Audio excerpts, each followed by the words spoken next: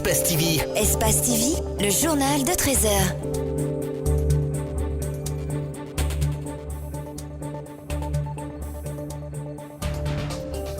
C'est un vrai parcours du combattant pour obtenir le passeport guinéen. Du dépôt à la livraison du document, les citoyens dénoncent la lenteur dans les procédures. Les pluies diluviennes de Conakry ont encore fait des dégâts. La pluie qui s'est abattue la nuit du mardi a fait une victime à Yimbaya. Alassane Camara, électricien de profession, a été emporté par des eaux de ruissellement.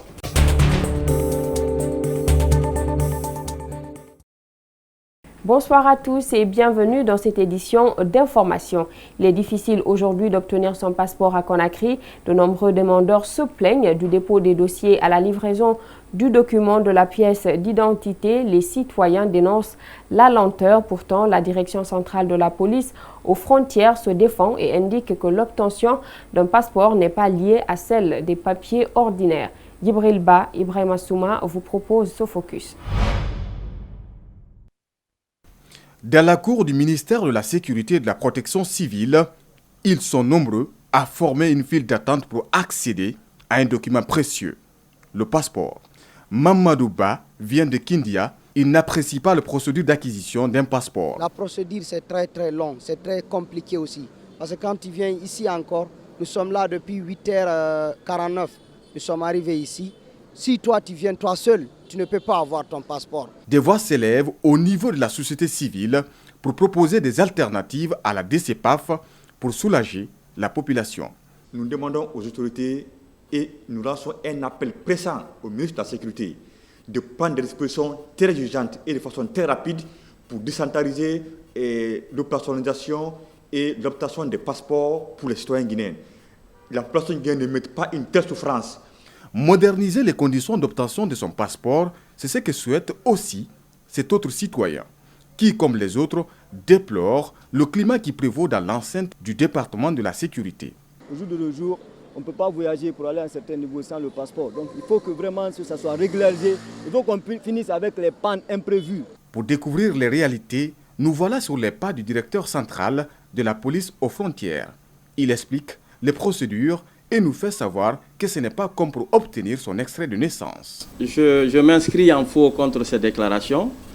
Si nous comparons aujourd'hui notre système en République de Guinée par rapport à d'autres pays, tels que la France, par exemple, les États-Unis, le Mali à côté, c'est des gens qui font les documents de voyage en 3, 4, 5 mois. Mais nous, en République de Guinée, maximum, nous donnons le document de voyage aux Guinéens en 2 semaines maximum. Il y a 3 ans, ce service utilise des installations techniques performantes selon Keïta. Toutes les tracasseries sont, dit-il, bannies. L'aspect relationnel n'est qu'un mauvais souvenir. L'imprimante que nous avons a été réglée, a été configurée de sorte que le premier venu est le premier servi. Donc vous ne pouvez plus trier, vous ne pouvez plus sélectionner au niveau de l'imprimante pour imprimer une quelconque donnée sans que cette procédure soit respectée. Devant la salle d'enrôlement, l'impatience grandit. Ces jeunes gens devront attendre d'autres étapes qui conduisent à la livraison de 600 passeports par jour.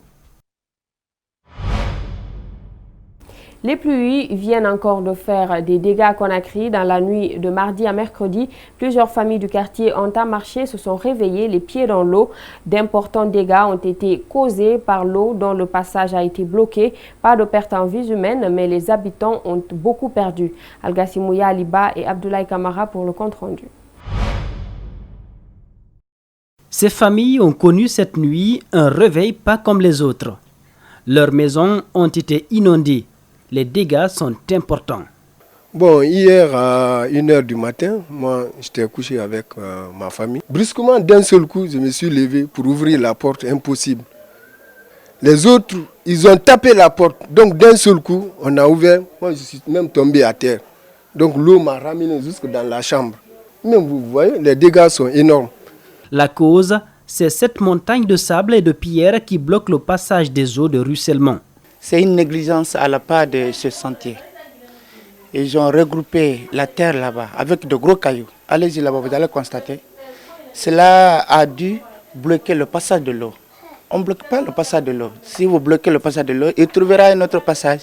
Pourtant, les habitants disent qu'ils avaient prévenu les ingénieurs qui construisent cette mosquée. Ils accusent l'entreprise de construction de droit marocain d'avoir bloqué le passage des eaux avec ce sable venu de ce chantier. Cet ingénieur se défend et promet tout de même de faire quelque chose. Aucun de ces maisons n'a été touché par ça. Ça, c'est des grands cailloux. Est-ce que vous comprenez? Oui. D'accord. Moi, j'ai dit, est-ce que parce que les gens là, ils disent que c'est comment ça s'appelle ça? Les sables. Ça, il n'y a pas ici de sable. Il n'y a que des ordures ici. Ici, les ordures, ça, c'est pas nous qui avons fait ça. Mais ok, écoute, moi, je te promets encore, je vais envoyer tout ça. Il est 10h ce mercredi. Voici le représentant des autorités du quartier.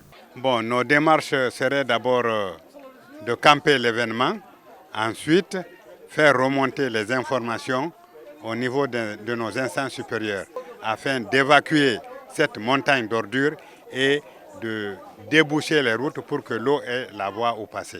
Cette inondation est une première dans ce quartier, mais si le passage de l'eau n'est pas libéré, le risque pour qu'il y ait une deuxième inondation est très élevé.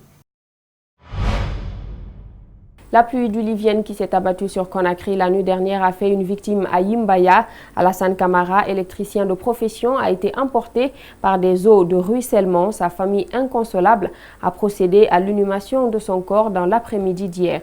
Malik Sandiana Camara, Abou Koria Kourouma nous signe ce récit. Emporté par des eaux de ruissellement, le corps de Alassane Camara est retrouvé dans le bras de mer à Yimbaya Manguebouni ce mercredi.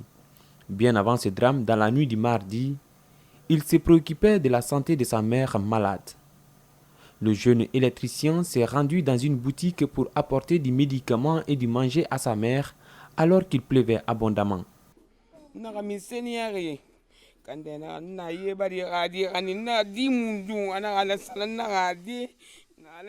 Quand elle m'a informé que l'eau a emporté mon enfant, je lui ai demandé de quel enfant. Il me dit Alassane. Je n'en revenais pas puisqu'il venait à peine de me déposer les produits. Je suis sortie voir la pression de l'eau. Je n'avais pas d'espoir qu'il puisse s'en sortir.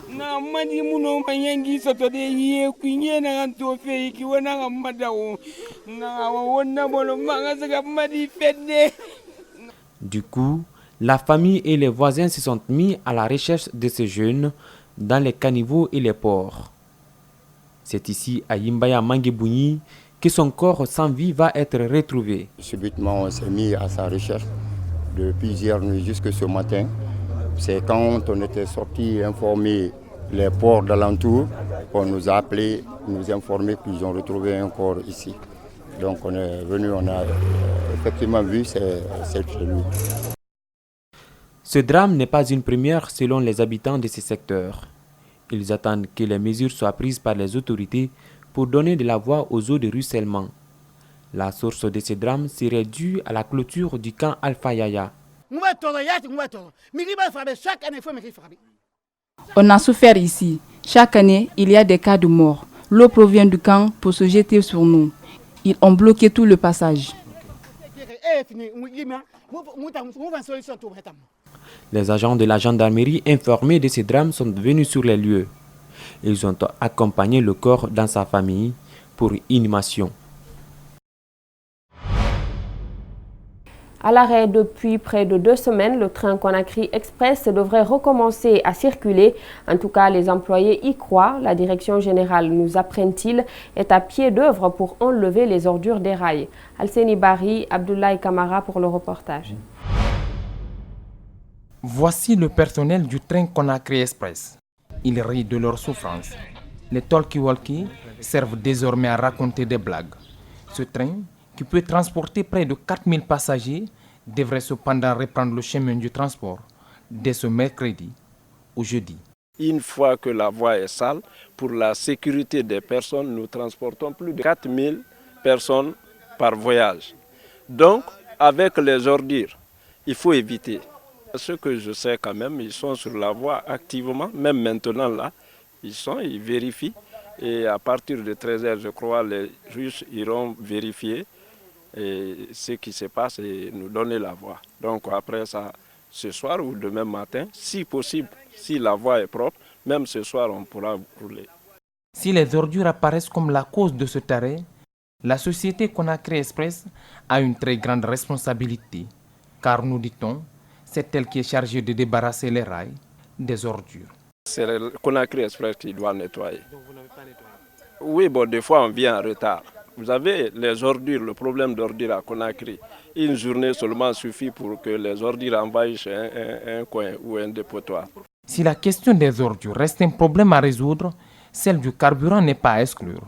Dans cette crise latente qui mine Conakry Express depuis qu'il est géré par l'État guinéen.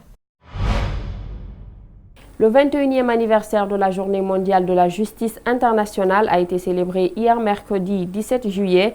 Cette journée commémore la création de la Cour pénale internationale en 1998 à Rome.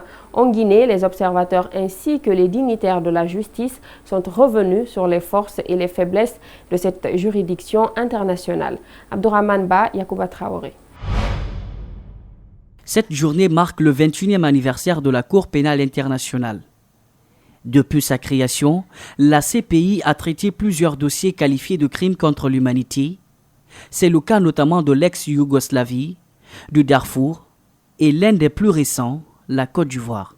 Mais malgré tout, plusieurs pays africains la qualifient d'impartiale, un avis que ne partage pas ce cadre du ministère de la Justice guinéenne. Tous les dossiers que la Cour pénale internationale a jugés jusqu'à maintenant, qu'on appelle les dossiers d'Africains, ce sont les États africains qui ont soumis les plaintes à la Cour pénale internationale. Alors, quand on l'a saisie, elle examine, elle engage la procédure et elle juge. D'après cet avocat défenseur des droits de l'homme, ce tribunal souffre de plusieurs lacunes, notamment sa tendance politique lors des procès.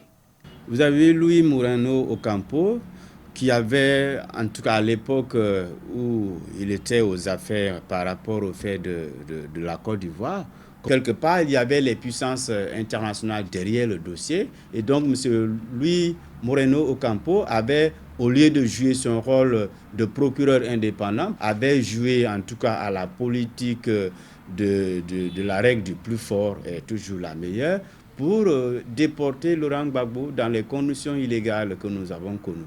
Ce cadre du ministère de la Justice trouve que cette CPI a ses raisons d'exister, mais n'écarte pas définitivement le fait qu'elle souffre d'insuffisance. La lenteur de sa procédure en est une défaillance. Son manque de communication ou son absence de communication en est une autre source de défaillance qui font qu'elle n'est pas suffisamment comprise. Cette journée mondiale de la justice internationale n'est pas célébrée en Guinée et le directeur national des affaires judiciaires déplore cet état de fait.